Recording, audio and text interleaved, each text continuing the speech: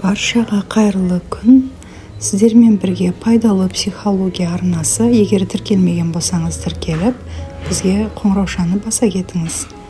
Сонымен психологиялық термин айдары. Тақырып фрустрация. Фрустрация бұл да эмоцияның бір түрі. Фрустрация күрделі эмоция. Себебі фрустрацияны бастан кешкен кезде адамда бірнеше эмоцияның түрлері қосарласып жүруі де мүмкін.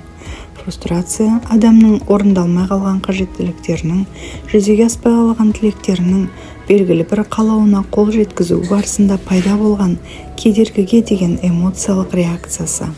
Мұндай ситуациялар бір күннің өзінде-ақ бір адамның басынан бірнеше рет өтіп жатуы әбден мүмкін, әсіресе қазіргі жаһандану заманында. Мәселен, сізді киноға 1 минутқа кешіккеніңіз үшін залға кіргізбеді, немесе алдын ала самолетке билет алып қойған. Дәл ұшатын күні жолда келе жатқаныңызда көлік бұзылып қалды да сіз жолдан қалып қойдыңыз деген секілді.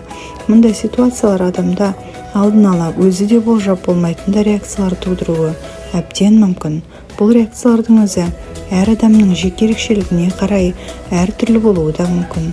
Біреуде бұл агрессия туындатса, енді бір адамда бұндайда жынды кісіше күле беру, яғни аффект тәрізді реакциялар туындатуы да мүмкін. Ал енді біреулер жылап, қайғыға салынып, енді біреулер өзін кінәлай бастауы мүмкін деген сияқты. Қай адамда кедергіге қандай реакция түрінің басым болатындығын зерттеуге арналған психологиялық тест, Розенцвейгтің тесті қолданылады. Қалай? Сіздерге арналған ақпаратым пайдалы болды ма? Егер пайдалы болса, пікірге пайдалы болды деп жаза кетіңіз.